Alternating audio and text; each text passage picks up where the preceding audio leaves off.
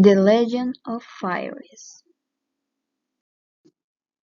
Fairies today are the stuff of children's stories, little magical people with wings, often shining with light, typically pretty and female, like Tinker Bell in Peter Pan.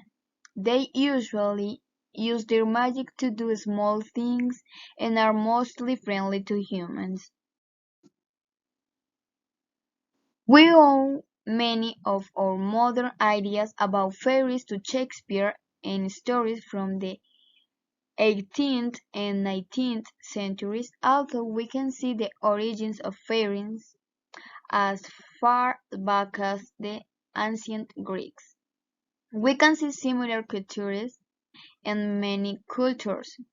The earliest fairy-like creatures can be found in the Greek idea that trees and rivers had spirits called dryads and nymphs.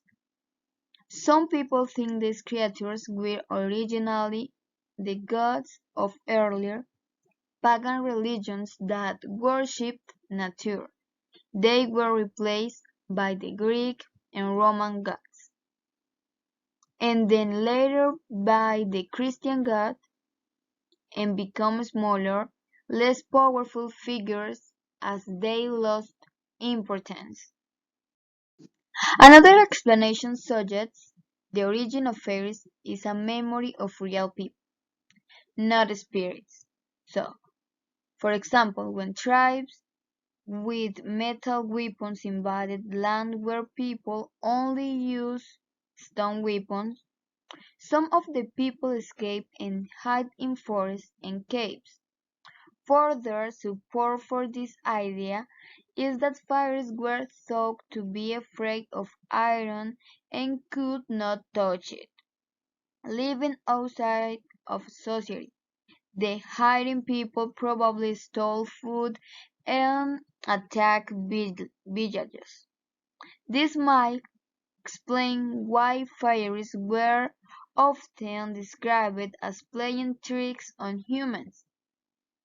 Hundreds of years ago, people actually believed that fairies stole new babies and replaced them with a changeling, a fairy baby, or that they took new mothers and made them feed fairy babies with their milk. While most people no longer believe in fairies, only 100 years ago some people were very willing to think they might exist.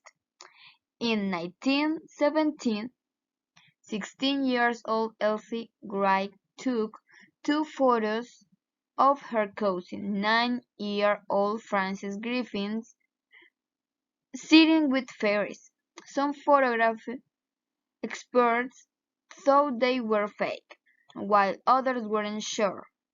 But Arthur Conan Doyle, the writer of the Sherlock Holmes detective stories, believed they were real. He published the original pictures and three more the girls took for him, in a magazine called The Strand in 1920.